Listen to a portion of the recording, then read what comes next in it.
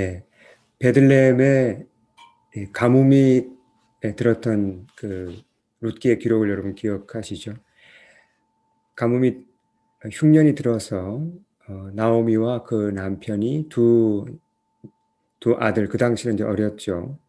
아들을 데리고 이스라엘을 떠났습니다. 그리고 모압 지방으로 그 땅으로 이제 이방 땅으로 이주했죠. 왜 그렇게 했습니까? 그렇게 하는 것이 그렇게 이제 이민을 가는 것이 흉년을 피해서 살아남는 길, 사는 길이라고 믿었던 것이죠.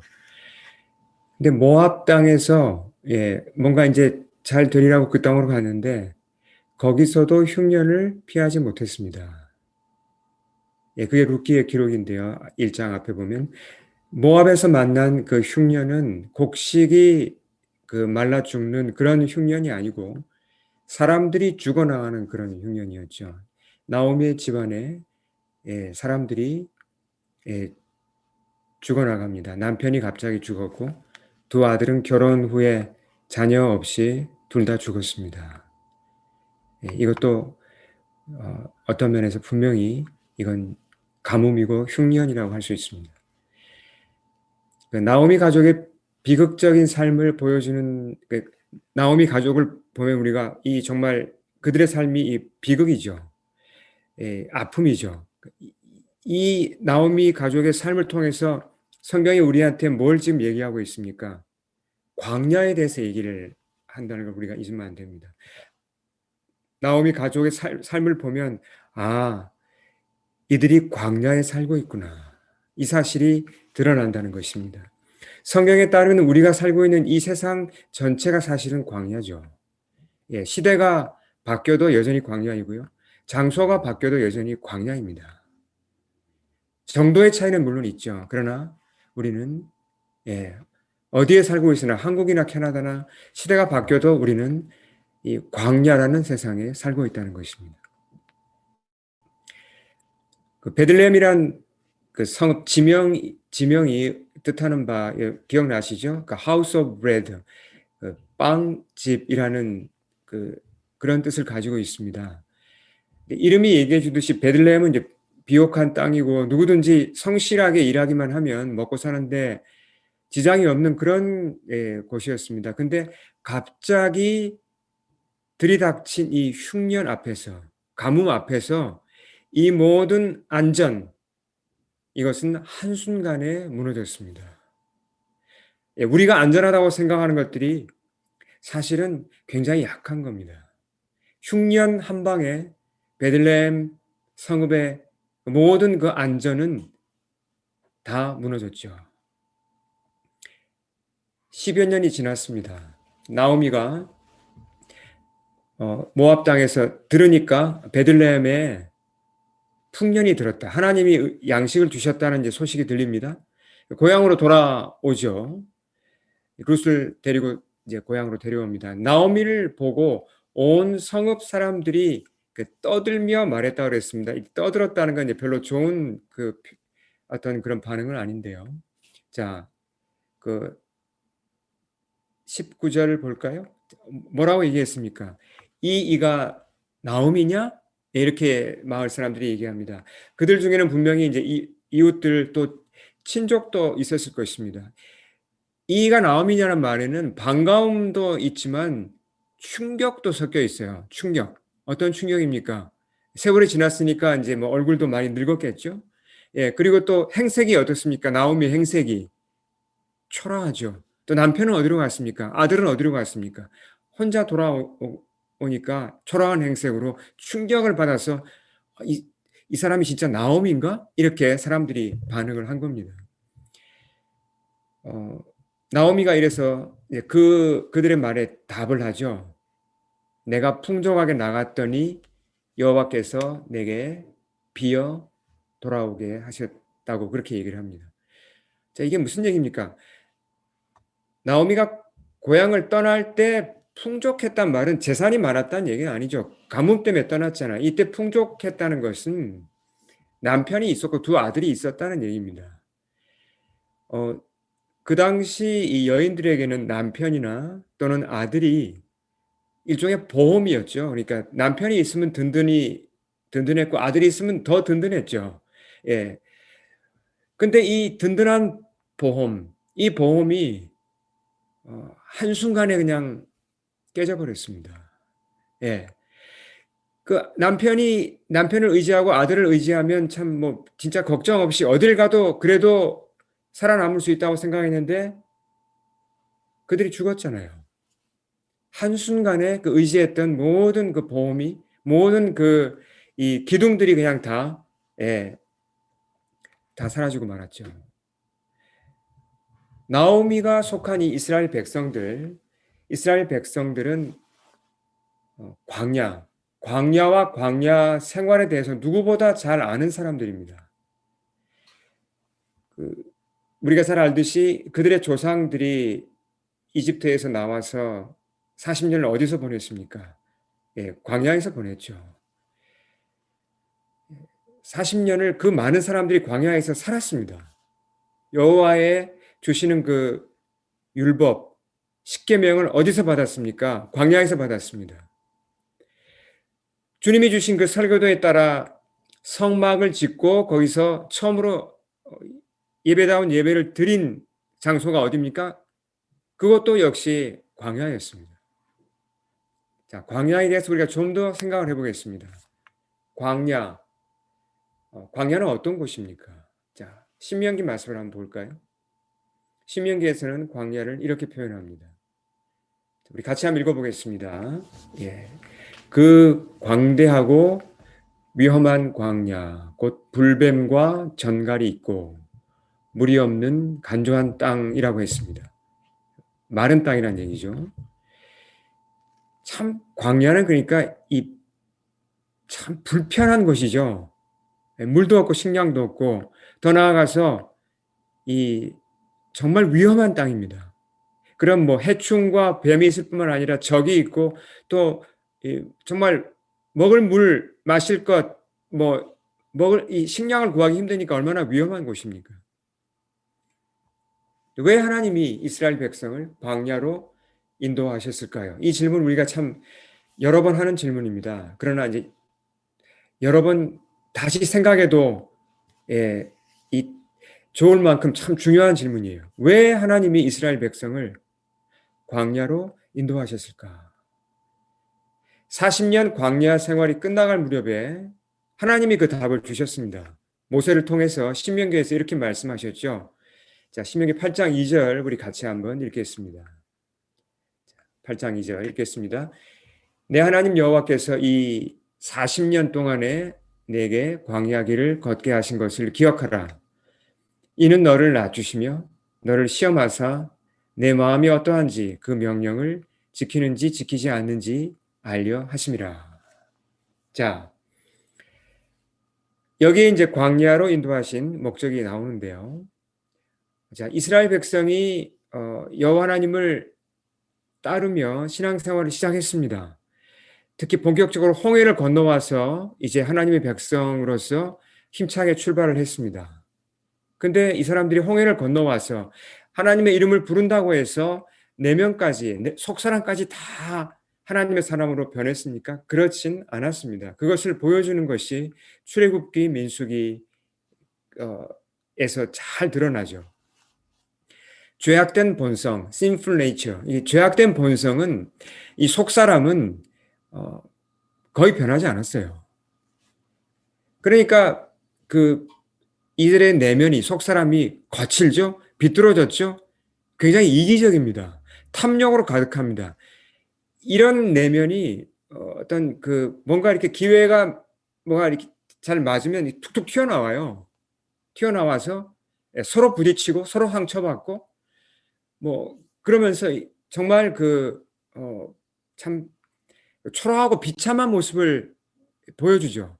예, 출애굽기와 민수기에 아주 잘 나옵니다. 그런 모습들이. 예를 들어서 홍해가 갈라지는 걸 봤잖아요. 하나님이 홍해를 가른 그 큰 기적을 보고도 사흘 만에 모세를 원망합니다. 왜요? 마실 물이 없다고. 예. 그리고 한 달 반이 지나서 식량이 다 떨어지니까 아예 하나님을 대놓고 하나님을 향하여서 하나님을 원망하죠. 이집트로 돌아가겠다고 합니다. 어떻게 이럴 수 있습니까? 이들의 속 사람이 여전히 비뚤어지고 병들어 있고 굉장히 심각한 여러 죄악들이 많이 남아 있다는 것입니다. 이런 상태로는 이런 내면을 가지고 가나안 땅으로 들어가도 별로 소용이 없습니다. 왜요? 가나안 땅에 들어가서 그 좋은 땅에 들어가서 하나님이 주신 뭐 그런 좋은 환경에 들어가도 속 사람이 그렇게 비뚤어져 있으면요 행복할 수가 없죠. 예, 서로 뭐 더 싸울 것입니다. 더 서로 깨어질 것입니다. 그래서 하나님이 광야에 무려 40년을 두시고 다듬으시고 키우시고 그들을 훈련하신 것입니다. 그렇다고 해서 광야 40년이 늘 그냥 훈련, 혹독한 훈련으로만 채워진 것은 아니죠. 먹을 것이 없는 그곳에서 그들이 매일 아침 무엇을 보았습니까? 하나님이 약속하신 대로 하늘로부터 만나가 비처럼 내리는 것을 보았습니다. 하나님의 영광을 보는 거죠. 네, 하나님을 만나는 것입니다. 물이 없는 그곳에서 필요할 때마다 하나님이 안반을 터뜨려서 거기서 반석에서 물이 나게 하셨죠. 여러 차례. 얼마나 놀라운 그 은혜입니까? 그런 하나님의 일하심, 하나님의 도우심을 체험할 수 있다는 것이. 그러니까 광야 생활에는 물론 고난이 있었습니다. 정말 견디기 힘들 만큼 그런 입에서 단내가 날 만큼 그런 극심한 시련들이 있었습니다. 그러나 그 모든 고난을 다 덮고도 남을 정도로 크고 많은 하나님의 위로도 있었다는 것입니다. 그들이 하나님과 교제하면서 그분이 하나님이야말로 최고의 보물이다. 이분 자체가 내게 생명이고 내게 보물이구나. 이것을 깨닫고 발견할 수 있는 가장 좋은 환경과 장소가 어디냐면 바로 광야입니다. 광야만큼 그렇게 광야보다 더 좋은 장소는 없습니다. 하나님을 발견하고 만나는 그런 목적을 우리가 생각한다면. 자, 이스라엘이 머물렀던 그 땅만 광야가 아니라 우리가 살고 있는 이 세상 전체가 광야라고 했죠. 근데 우리가 이 세상에 살아가면서 내가 지금 광야에 살고 있구나. 이것을 인식하는 게 중요하다는 것입니다. 자꾸 잊어버려요, 우리는. 어떤 땐 광야가 아닌 것 같아요. 그러나 그래서 우리가 말씀을 보면서 예배를 드리면서 성경을 공부하면서 반드시 기억해야 될 사실 중에 하나가 뭐냐면 이 땅이 광야다라는 사실입니다. 광야에 살고 있다. 그래야 겸손히 우리가 하나님을 찾고 의지하게 되죠. 하나님을 놓지 않고 잘 따라갈 수 있습니다. 거기에 복이 있고 거기에 생명이 있고 결국 그렇게 따라갈 때 가나안으로 천국으로 우리가 가게 되는 것이죠. 물론 겉으로 보면요. 광야 아닌 것 같은 부분도 많아요. 이 세상이. 뭐 광야도 있지만 어떤 곳은 참 이 에덴 동산 같다. 에덴 동산 버금가는 그런 멋진 것들도 있습니다. 능력만 있으면 뭐 돈 있고 능력이 있으면 재능이 있으면 아무리 험한 것도 뭐 멋진 집도 짓고 뭐 도시도 건설하고 좋은 환경으로 바꿀 수 있다고 생각해요, 사람들은. 그렇잖아요. 예. 힘만 있으면 돈만 있으면 뭐 황무지라도 내가 멋진 에덴 동산 비슷한 데로 만들 수 있다. 광야를 피할 수 있다고 생각하는데 사실은 그렇지 않아요. 아무리 발버둥을 쳐도 이 세상에서 우리는 광야의 삶을 피할 수 없다는 것이 성경의 메시지입니다. 제가 예를 하나 들어보겠습니다. 기후변화에 대해서 잠깐 말씀을 드리고자 합니다. 자, 기후변화 참 우리가 자주 접하는 이슈입니다. 우리 인류 전체가 지금 접한 심각한 문제죠. 굉장히 심각한데 우리가 뭐 이걸 또 심각성을 잊었다가 뭐 또 좀 정신 차리고 깨달았다가 그러는데요. 자, 기후 변화가 지금 극심해지니까 해수면이 상승하죠. 뭐 몇십 년 지나면 이제 뭐 낮은 땅들은 점점 바다로 변화할 것이라고 그렇게 얘기하지 않습니까? 그게 뭐 근거 없는 얘기가 아니라 실제로 과학자들이 연구하고 조사해서 경고하는 것입니다. 허리케인이나 태풍 어떻습니까? 강도가 점점 강해져요. 더 자주 발생합니다. 이제 한번 뭐 태풍이나 뭐 허리케인이 오면 무서워요. 자, 팬데믹, 새로운 바이러스의 출현. 우리가 코로나19가 이 정도로 세상을 마비시키고 이렇게 우리의 삶을 피폐하게 할 줄로 과거에 알았습니까? 뭐 2년 전만 해도 알았습니까? 몰랐습니다. 다 이 모든 것들이 무엇의 결과입니까? 기후 변화 때문에 일어난 것입니다. 자, 기후 변화가 왜 일어나죠? 기후 변화의 주 원인은 우리가 많이 들어서 아실 것입니다. 온실가스 때문이죠. 여러 원인이 있지만 그 중에 가장 중요한 게 이제 온실가스입니다. 그러니까 뭐 이산화탄소, 또 제가 화면에 써놓았듯이 뭐 이런 여러 이런 이제 그 일종의 그 공해죠. 뭐 이런 이산화탄소를 비롯해서 이런 이제 그 가스들이 계속 배출되니까 지구 평균 온도가 올라가는 것입니다. 그래서 이제 기후 변화가 일어나는데요. 그러면 이제 이 막으려면 어떻게 해야 됩니까? 당연히 이 온실가스를 줄여야 됩니다. 그래서 뭐 정치인들도 얘기하고 환경 보호 단체에서도 얘기하고 뭐 탄소 중립을 뭐 이제 해야 되니 뭐 말아야 되니 이런 얘기들 많이 하잖아요. 자, 근데 보시면요. 환경 단체들이 있죠. 환경 보호 단체들 많이 있습니다. 예를 들면 뭐 그린피스라든지 굉장히 많이 있습니다. 그중에는 아주 굵직굵직한 세계적인 단체들도 있고요. 환경 보호 단체들이 지금 뭐라고 열심히 외칩니까? 온실가스를 줄이자. 온실가스가 이제 계속 나오는데 어떻게 하면 그걸 줄일까? 여기에 대해서 아주 뭐 여러 홍보를 하고 뭐 이렇게 굉장히 열심히 활동을 합니다. 사람들이 공감하죠. 아, 그래야겠다. 이 말이 맞네. 우리가 이 환경을 보호하려면 그 지금 기후가 이상해지고 정말 이러다가 지구가 정말 큰일 나겠다. 그래서 우리도 동참해서 온실가스를 줄이자. 공감합니다. 자, 어떻게 보통 참여합니까? 기업들은 자동차 회사들은 어떻게 합니까? 가솔린 엔진, 디젤 엔진 차들을 지금 이제 줄이고 있잖아요. 전기차로 바꾸죠. 그래야 온실가스를 이제 그 배출을 막을 수가 있죠. 석유와 같은 휘발유와 같은 이 화석 연료라고 그러잖아요. 그 화석 연료를 쓰니까 계속 이제 CO2가 나오니까 이걸 이제 전기차로 바꾸자는 것입니다. 예를 들면 또 발전소도 이제 디젤유를 사용하고 이런 것들은 이제 석탄을 사용하던 것에서 뭘로 바꾸는 거죠? 뭐 풍력으로 바꾸고 태양광으로 바꾸고 이렇게 예를 쓰고 있습니다. 또 우리 시민들, 개개인들은 어떻게 참여합니까? 환경을 보호하려고 플라스틱 사용을 줄이고 또 물을 아껴 쓰고 전기를 아껴 쓰고 쓰레기를 분리수거하고 이렇게 작은 일들을 열심히 실천하는 분들이 점점 늘어납니다. 근데 이상한 점이 하나 있어요. 이 부분을 잘 들으셔야 합니다. 굉장히 이상한 점이 하나 있어요. 이게 뭐냐면요. 자, 환경보호단체들이 분명히 목소리를 높인다 그랬죠. 온실가스 배출을 줄이자고 그렇게 목소리를 높이는데요. 이상한 점이 뭐냐면 온실가스를 가장 많이 배출하는 분야가 있어요. 그 분야에 대해서는 말이 없습니다. 아무런 말이 없어요.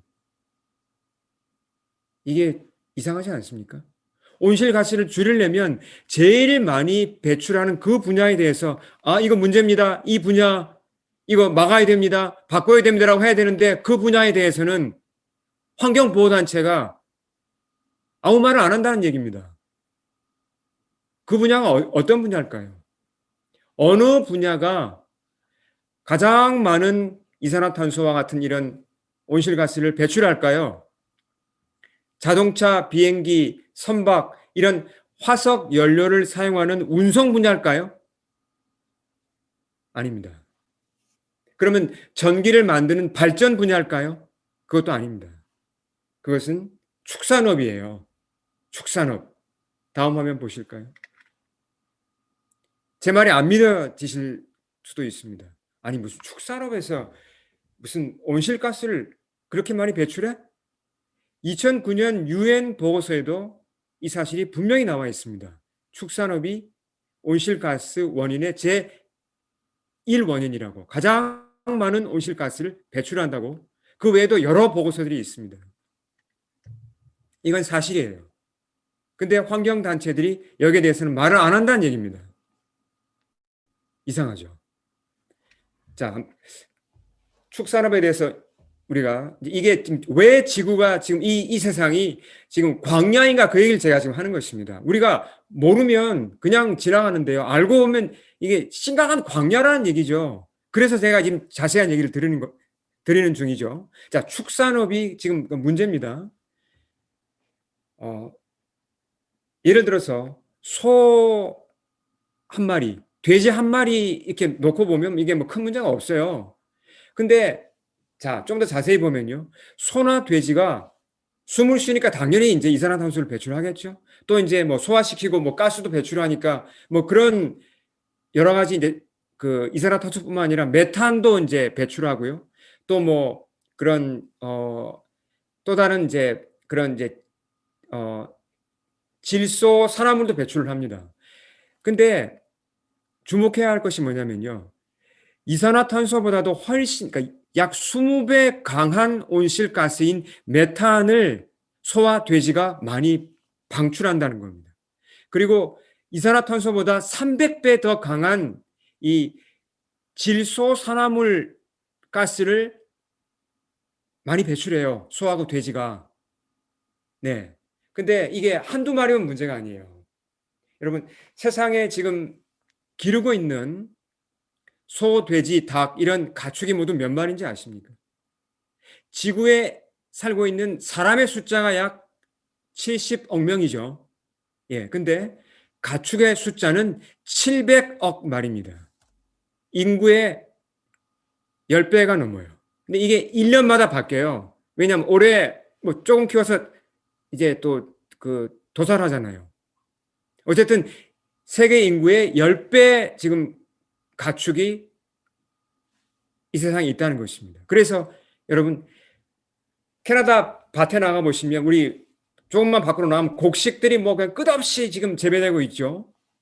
캐나다를 비롯해서 미국 전 세계적으로 재배되는 이 곡식의 절반을 누가 먹는지 아십니까?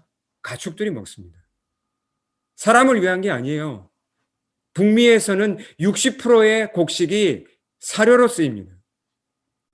그리고 지구상에 있는 모든 땅에 육지의 45%가 가축을 위해 쓰이고 있어요. 가축이 자라는 땅, 가축에게 먹이기 위한 그 곡식을 키우는 땅으로 쓰이고 있다는 것입니다. 좀 문제죠. 이 상황을 보시면. 자, 아마존을 저는 한번 가보고 싶은데 아직 가보지 못했습니다. 아마존 그 인터넷 쇼핑이 아니라 아마존 지금 제가 숲을 얘기하는 겁니다. 예, 아마존 그 광활한 숲이 있지 않습니까? 근데 이 아마존의 열대우림, 그 레인포레스트라고 부르죠. 참 중요한 지구의 허파와도 같은 중요한 그런 역할을 하죠. 산소를 많이 만들어내지 않습니까? 이 숲이 급속히 줄어들고 있다는 소식 아마 그런 뉴스를 가끔 보셨을 것입니다. 아마존 이 숲이 파괴되는데요. 그 원인의 90%가 뭐냐면 왜 숲을 파괴하는가? 목축 때문이에요. 목축업자들이 이걸 파괴합니다. 왜요? 숲을 밀어버리고 거기다가 소와 돼지를 키우고 가축들에게 먹일 곡식을 키우기 위해서 숲을 계속 파괴하고 있습니다. 자, 제가 앞서 말씀드렸죠. 환경단체들이, 환경 보호하는 단체들이 그렇게 온실가스를 줄여야 된다고 그렇게 외치면서도, 예, 뭘 얘기 안 한다고요? 가장 온실가스를 많이 배출하는 축산업에 대해서는 얘기를 안 해요. 그 대신 뭘 얘기합니까? 화석연료, 그러니까 자동차, 비행기, 뭐 여러 공장들 이런 것 줄여야 됩니다. 플라스틱 사용을 줄입시다. 숲을 보호합시다. 이런 얘기는 많이 해요. 근데 축산업에 대해서는 얘기를 안 한다는 거예요. 축산업이 온실가스를 만드는 주범인데 왜 말을 안 할까요? 왜 진실을 말하지 않을까요? 사실 이 진실을 얘기했다가 목숨을 잃은 사람들도 있습니다. 브라질에서는 아마존이 파괴되는 주 원인이, 아마존 숲이 파괴되는 주 원인이 목축업자들 때문이다라는 말을 했다가 죽은 사람이 1,100명이 넘습니다. 자, 어떤 음모가 있다는 겁니다.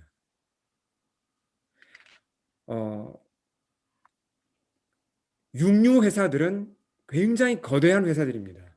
대기업들이죠. 고기 회사들, 육축 회사들, 낙농 회사들, 이런 대기업들이 환경보호단체들의 가장 중요한 스폰서이기 때문이에요. 돈을 대주는 겁니다. 활동할 수 있도록. 그러니까 환경보호단체가, 그린피스와 같은 그런 단체가 진실을 얘기할 수 있겠습니까? 알고 보면 온실가스의 제1원인이 목축업이라고 그 얘기를 할 수 있겠습니까? 그러면 돈이 끊어지는데요. 예. 지구 환경은 사람들이 생각하는 것보다 훨씬 더 심각하게 손상되었고 손상되고 있습니다.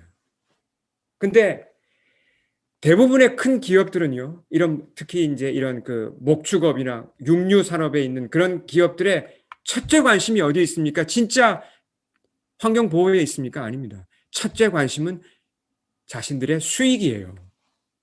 자, 대부분의 정치인들, 물론 정직하고 훌륭한 분들도 있지만 정치인들 중에는 많은 사람들이 올바른 환경 보호 정책을 바로 세워서 이 지구를 보호해야겠다라고 진심으로 그렇게 그쪽으로 가는 사람이 얼마나 있을까요? 별로 없습니다.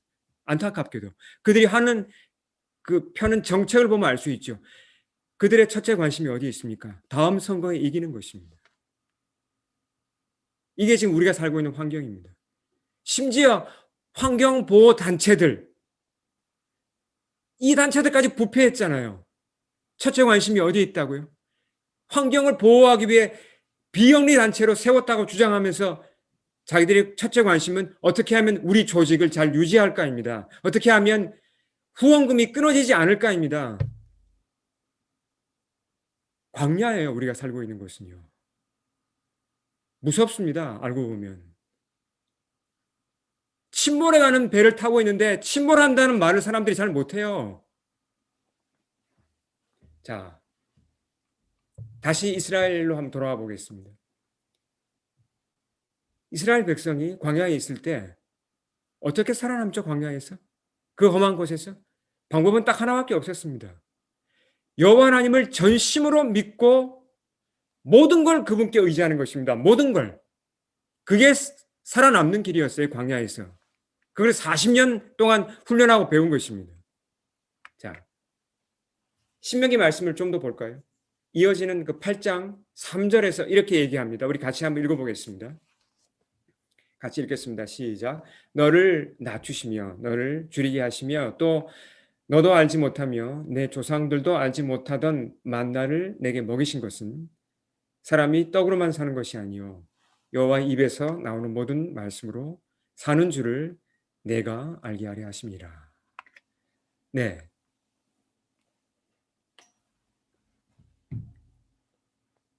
세상의 논리에 따르면 사람이 살기 위해 뭐가 필요합니까? 빵이 필요합니다. 빵이 필요하죠. 빵만 있으면 살아가는데 지장이 없습니다. 물론 여기서 빵이란 진짜 그 빵만 얘기하는 게 아니죠. 우리가 살아가는데 필요한 모든 물질적인 것을 다 얘기합니다. 다른 말로 하면 무엇입니까? 빵은 곧 돈입니다. 돈은 중요하죠. 돈이 생활의 질을 좌우하는 건 맞습니다. 더 나아가서 돈이 우리 육체에 필요한 것만 공급하는 것으로 끝나지 않죠. 우리 정신에 필요한 그런 문화들, 문화, 예술 이런 것들 다 이제 돈하고 관련이 됩니다. 돈이 필요합니다. 사람들과의 교제하는데도 돈이 필요하죠. 근데 이제 이 돈이 필요하다는 거하고 돈이 이제 첫째라는 건 이게 다른 얘기인데요. 돈이 중요하고 돈이 필요하니까 일부 교회들까지, 일부 이 로컬 처치들까지 어떤 쪽으로 지금 얘기를 합니까? 돈이 최고다. 예, 이런 쪽으로 자꾸 갑니다. 이건 아니죠. 잘못된 것입니다. 그러니까 돈을 의지하면 이게 문제가 되는 것입니다. 빵 중심으로 살아가다 보면 어떻게 됩니까? 이 광야 같은 세상에서 우리는 망한다고 성경이 가르칩니다. 너희는 그렇게 하면 망한다라고 얘기합니다. 멸망할 수밖에 없습니다. 나오미의 삶이 그것을 뚜렷하게 보여주죠. 빵을 따라갔다가 망했습니다. 맞죠? 빵은 우리가 살아가는데 필요한 것들 중에 일부에 불과합니다. 더 심각한 게 무엇입니까? 빵을 내가 전적으로 의지하게 되면, 돈을 전적으로 의지하게 되면 하나님 의지하지 않죠. 하나님을 적당하게 그냥 이용만 하게 됩니다. 결국 영적으로 메마르게 되고 우린 비참하게 될 수밖에 없죠. 자, 이스라엘 백성이 앞서 우리가 본 대로 광야에서 어떤 훈련을 받았죠? 훈련인 동시에 은혜인데요. 매일 아침 자기들이 먹을 양식을 이렇게 모아왔죠. 만나라는 이름의 그 참 신기한 음식 하나님이 주신 것이지 않습니까? 매일 아침 이 만나라는 양식을 모으면서 철저하게 뭘 배웠습니까? 그 매일 아침 먹을 게 만나밖에 없으니까 누가 주십니까? 하나님 주시잖아요. 뭘 배웁니까? 아, 하나님이 먹이시는구나. 아, 나와 내 가족의 생명이 하나님께 달려 있구나. 이걸 배운 겁니다. 40년을. 더 나아가서 오늘 신명기 8장 3절 말씀대로 더 중요한 사실을 배웠죠. 자, 이 말씀에서 다시 한번 잘 볼까요? 사람이 빵으로만 사는 것이 아니란 걸 배운 것입니다. 뭐가 더 중요하다고요? 하나님의 입에서 나오는 모든 말씀, 그것으로 산다는 것을 배웠죠. 다시 말하면 무엇입니까? 아, 내가 여호와를 찾는 목적이 빵을 얻기 위함도 맞지만 빵 때문에도 내가 하나님을 의지해야 되지만 훨씬 더 중요한 목적이 있구나. 여호와 그분 자신이 나에게 생명의 양식이구나. 그래서 내가 그분을 추구하고 따라야 하는구나. 이 사실을 배운 겁니다. 네. 이 소중한 진리, 이것은 그냥 우리가 잠시 그냥 먹고 사는 정도가 아니라 영원한 생명과도 직결된 거죠. 이 진리를 어디서 배울 수 있습니까? 광야에서 배울 수 있습니다. 가장 좋은 장소가 광야예요. 광야가 아닌 곳, 모든 게 풍요롭고 뭐 내가 원하는 것은 다 갖추어져 있고 내 힘으로 내 능력으로 다 이렇게 이룰 수 있고 얻을 수 있는 곳에서는요, 사람은 약합니다. 교만해져요. 마음이 부유해집니다. 하나님 의지하지 않아요. 하나님이 진짜 생명의 근원이다, 생명의 양식이다, 이거 발견하기 어렵습니다. 그래서 광야가 축복이라는 겁니다. 사실은. 예. 광야에 살고 있다는 것이 복이란 얘기죠. 자, 나오미가 또 그 남편이 뭐 원하도 원치 않던 광야에 살아가다가 넘어졌습니다. 범죄했죠. 베들레헴에 흉년이 들었을 때 원래는 어떻게 하는 게 맞습니까? 믿음으로 그 땅에 남아야 되는데 그 땅을 떠났습니다. 모압으로 갔죠. 자, 하나님의 인도를 따라간 것입니까? 아니면 자기들이 하나님보다 앞서간 것입니까? 우린 그 답을 알죠. 그들이 하나님의 말씀을 따라간 것입니까? 아니면 자기 생각과 자기 판단을 따라간 것입니까? 우린 답을 알죠. 잘못한 것입니다. 그들이. 시간이 흘렀습니다. 많은 것을 잃었습니다. 나오미가 이제 베들레헴으로 돌아옵니다. 고향 사람들 만나는 나오미 마음에 반가움보다는 부끄러움이 앞서요. 괴로움이 앞섭니다. 자, 20절을 볼까요? 자, 20절 우리 같이 한번 나오미가 한 말을 읽어보겠습니다. 시작. 나오미가 그들에게 이르되 나를 나오미라 부르지 말고 나를 마라라 부르라. 이는 전능자가 나를 심히 괴롭게 하셨습니다. 자, 나옴이라는 이 단어의 뜻이, 이름의 뜻이 pleasant, 즐겁다는 뜻이죠. 근데 마라라는 것은 bitter, 괴롭다는 뜻이지 않습니까? 쓰다, 괴롭다는 뜻이죠. 나오미가 이렇게 얘기합니다. 이제 여러분 저를 더 이상 이렇게 즐겁다, 뭐 이렇게 나옴이라고 부르지 마시고 저를 마라, 괴로움이라고 불러주세요. 이렇게 지금 얘기를 합니다. 참 그 가슴 아픈 얘기죠.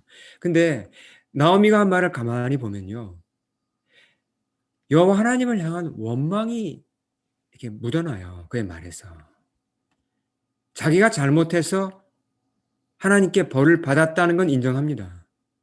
근데 하나님을 향하여서 불만도 품고 있어요. 자, 20절과 21절 이렇게 보시면 나오미의 지금 마음이 이런 겁니다. 하나님을 향하여서 주님, 제가 잘못 판단해서 모압으로 이주했고 주님보다 앞서갔습니다. 제가 잘못했습니다. 범죄했습니다. 그렇지만 그래도 그렇지. 주님, 어떻게 제 남편을, 제 아들 둘을 다 데려갈 수가 있습니까? 이건 너무하신 건 아닙니까? 이런 원망이 그의 마음에 있다는 것입니다. 자, 나오미가 귀향했죠. 고향으로 돌아왔습니다. 이제 회개에 가까운 행동이에요, 이것이. 근데 이게 온전한 회개는 아니었어요.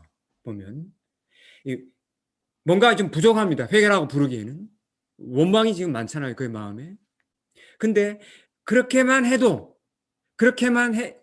이제 온전한 회개를 하지 못하고 그렇게 그냥 좀 어설프게 회개하고 돌아오기 시작해도 그때부터 하나님이 나오미를 급속히 회복시키고 그를 안식으로 인도하세요.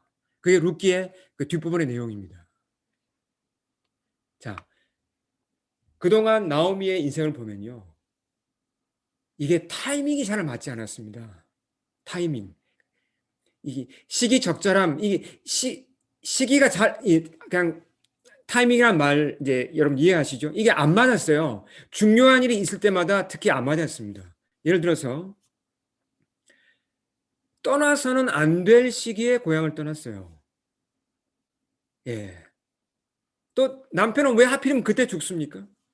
그 이민하자마자 꼭 남편이 필요한 그때 왜 그때 남편이 그때 죽어요? 두 아들도 결혼해놓고 10년이 지나도록 자녀도 이렇게 남기지 못하고 그냥 동시에 죽었습니다. 뭐 이 타이밍이 안 맞아요.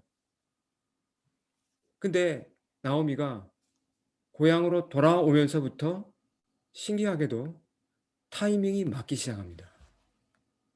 자, 1장 마지막에 어떤 얘기가 나오죠? 그때가 베들레헴으로 돌아와서 도착한 그때가 바로 보리 추수를 시작할 때라는 얘기를 성경이 정확하게 기록해 놓았습니다. 타이밍이 이때부터 맞기 시작하는 것입니다.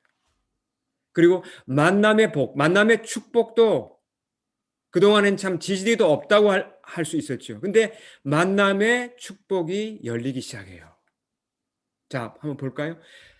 이제 룻과 나오미가 돌아왔습니다. 베들레헴으로. 근데 뭐 당장 먹고 살 게 없잖아요.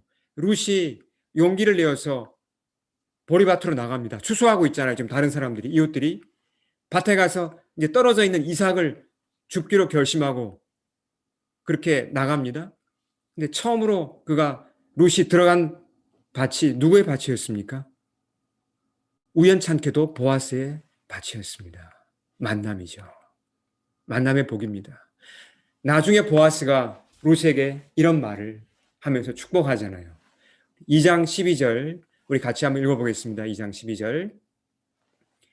네, 여호와께서 내가 행한 일에 보답하시기를 원하며 이스라엘의 하나님 여호와께서 그의 날개 아래 보호를 받으러 온 내게 온전한 상 주기를 원하노라. 물론 이 말은 보아스가 룻에게 한 얘기인데요. 사실은 보아스의 입을 통해서 하나님은 룻뿐만 아니라 나오미에게까지 이 축복을 주고 계심을 알 수 있습니다. 나오미의 회개는 온전하지 못했습니다. 겨우 이제 한 발을 내디딘 것에 불과합니다. 그의 내면에는 하나님께 대한 원망, 서운함이 남아 있었습니다. 사실 나오미와 같은 이런 사람을 참 돌보기 힘들잖아요. 옆에서 도와주기도 힘들죠. 다 잃어버렸잖아요. 남편 없죠. 아들 없죠. 이제 뭐 혼자 남았죠. 처절하게 깨어진 이 사람의 인생을 누가 어떻게 회복시킬 수 있겠습니까? 나오미는 하나님을 전능자라고 부르지만 하나님이라도 참 난감할 것 같아요. 어떻게 이 나오미의 인생을 회복시키지? 사람들이 기대를 갖기가 어려웠습니다. 저 나오미 이제 참 불쌍하다. 뭐 어떻게 뭔가 좀 좋아질 수 있을까? 큰 기대를 갖기가 어려웠습니다. 그러나 그건 기우에 불과했어요. 얼마 지나지 않아서 상상할 수 없이 큰 회복이 일어납니다. 나오미의 모든 상처가 다 씻겨나갑니다. 그의 모든 부끄러움이 다 덮입니다. 그렇게 하고도 남을 만큼, 그의 과거를 다 회복시키고도 덮고도 남을 만큼 풍성하고 아름다운 회복이 일어나요. 2장 12절에서 보아스의 입으로 주님이 주셨던 그 축복이 나오미의 삶에 그대로 일어납니다. 참 하나님 멋진 분이죠. 신실하신 분이십니다. 우리가 살고 있는 이 세상은 광야입니다. 물론 우리는 그리스도를 만났습니다. 하나님의 자녀가 되었습니다. 그러나 우린 현재 광야를 지나가고 있습니다. 코로나19 팬데믹을 겪어보니까 아마 누구도 부인하지 못할 것입니다. 아, 이 세상이 광야구나. 광야에는 불편함이 있습니다. 위험이 있습니다. 시련이 끊이지 않습니다. 근데 역설이에요. 이게 역설입니다. 이런 불편함 속에, 위험 속에, 시련 속에서 이런 어려움 덕분에 우리가 하나님을 더 깊이 알게 된다는 것입니다. 더 깊이 만나고 그분을 발견하고 그분과 깊은 교제로 들어갈 수 있다는 것입니다. 진정한 복으로 들어갈 수 있다는 것이죠. 나오미의 얘기가 다른 사람의 얘기가 아닙니다. 우리도 나오미처럼 범죄해요. 넘어집니다. 여러분 아닙니까? 넘어지죠. 우리도 나오미처럼요. 주님보다 앞서 갑니다. 그분을 따라서 정도로 가지 않고 내 판단대로 곁길로 갈 때가 여러분 없습니까? 있죠. 그래가지고 어떻게 됩니까? 그 결과 세월 허비하잖아요. 하나님 주신 소중한 것들 많이 잃어버리잖아요. 다치죠. 상처받죠. 상처 주죠. 부끄러움을 당합니다. 어떤 경우에는 내가 잘못 판단해가지고 이거 정말 내가 이렇게 허물을 보면서 이거 회복이 가능할까? 너무나 그 손실이 크고 내가 입은 이 어떤 이 내가 저지른 것이 크기 때문에 회복이 안 될 것 같아 이제. 너무 늦었어. 이런 절망에 빠지기도 합니다. 우리도 그럴 수 있다는 겁니다. 아마 여러분 공감하실 것입니다. 나오미 얘기가 뭐 그냥 먼 나라 얘기가 아닙니다. 바로 우리의 얘기죠. 근데 이때 우리가 뭘 기억해야 합니까? 나오미일지라도 아름답게 회복시키신 그분을 기억해야 한다는 것입니다. 나오미를 돌보신 전능자를 우리가 상기해야 합니다. 그분의 사랑을 믿고 돌아와야죠. 뭐 처음부터 온전한 이 귀향, 온전한 회개가 힘들더라도 나오미처럼 한 발이라도 이렇게 내딛고 시작할 수 있다는 것입니다. 한 발 더 주께 가까이. 그렇게 하시면 주님이 내 손을 이끌어 주시고 이 2장 12절에 나온 회복의 약속 우리에게도 이루실 것입니다. 우리 함께 기도하겠습니다. 주께 엎드립니다.